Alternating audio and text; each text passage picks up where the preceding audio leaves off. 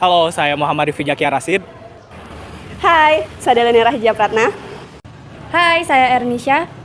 Hai, saya Amanda Ella Kumarani. Hai, saya Aulia Widyawsari. Kami dari Kelompok 5. di sini kami akan membahas budidaya tentang bioflok. Selamat menonton.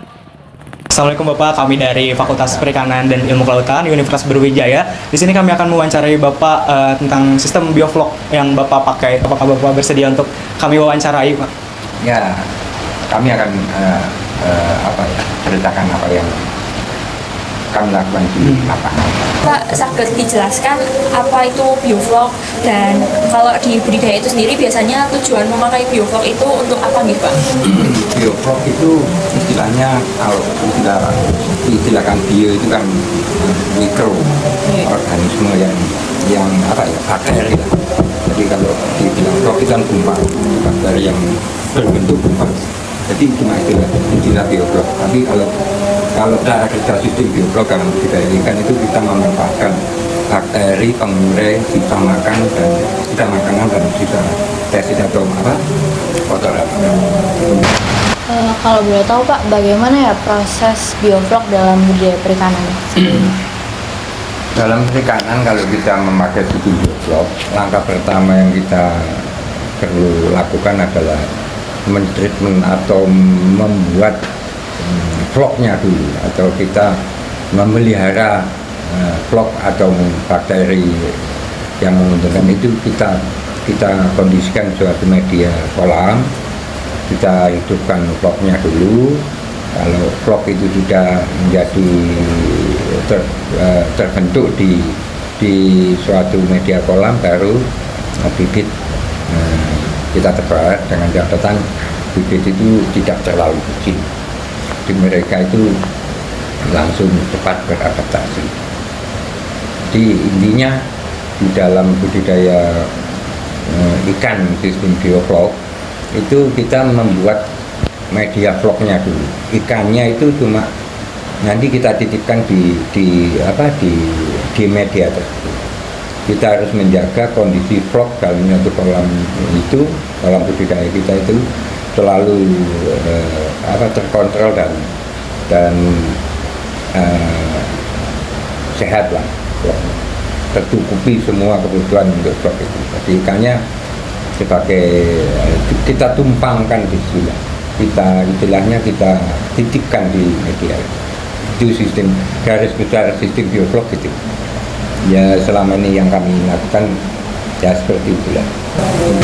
Lanjut ya Bapak, kalau kekurangan dan kelebihan dalam memakai bioflok yang ada di sini secara spesifik itu apa ya? Bioflok itu kelebihan bioflok, kita bisa tebar padat, kemudian kolam itu relatif terjaga, unsur-unsur yang ada di kolam termasuk pH, kemudian DO, kadar oksigen yang terlarut, kemudian bakteri yang ada di media itu lebih terjaga. Kemudian kita tebar padat dan memangkas usia budidaya relatif lebih baik. Itu kelebihan bioflok. Dan kelebihan kualitas dagingnya, cenderung kalau kita pakai sistem bioflok, kualitas dagingnya itu lebih organik lah, lebih tidak ada istilahnya bau tanah di dalam. Kadang ada komoditas ikan terutama nila atau bandeng, itu dagingnya itu bau tanah. Itu kalau kita pakai sistem bioflok itu kemungkinannya kecil.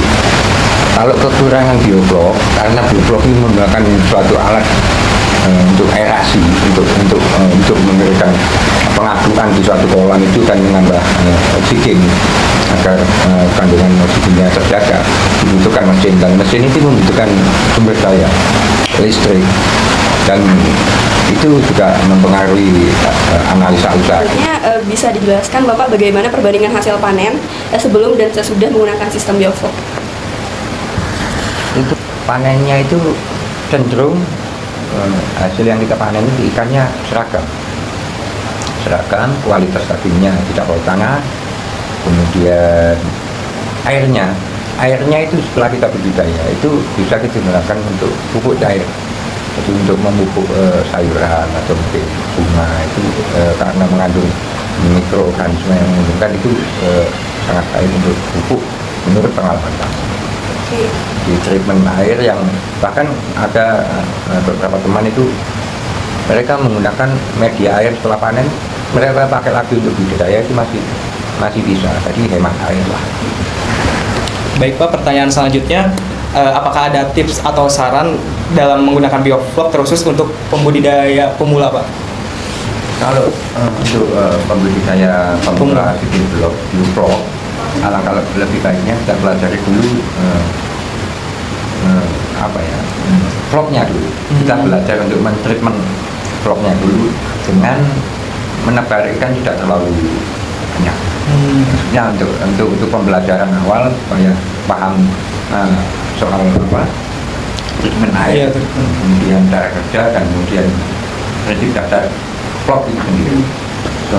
Setelah mereka bisa menguasai itu, baru ditingkatkan berkelanjutan. Seumpama pertama budidaya terpaja 150 atau 100, kemudian sampai panen, dianalisa, kemudian tambah lagi kedua. Dan kalau kita pakai sistem bioflok terpadatnya itu sampai per meter kubiknya bisa mencapai kadang-kadang teman-teman yang sudah jago itu per meter kubiknya bisa sampai 75 ekor sampai 100 ekor. Jadi kalau ukuran D3 itu garis lingkarnya itu 3 meter. Kalau sudah menguasai sistem bioflok itu bisa tebar 750 bahkan 1000. Oh, nyampe 1000 ekor. 1000 kalau kita panen sekilo isi 5 berarti 200 kilo sekali panen. Tapi dengan cara penguasaan media air dengan sistem bioflok itu sudah matang siap gitu ya? Sudah menguasai. Baik Pak, makasih banyak atas jawaban Bapak. Jawaban Bapak sangat bermanfaat bagi kami. Mohon maaf bila ada kesalah kata dari kami. Wassalamualaikum warahmatullahi wabarakatuh. Terima kasih sudah menonton. Semoga bermanfaat.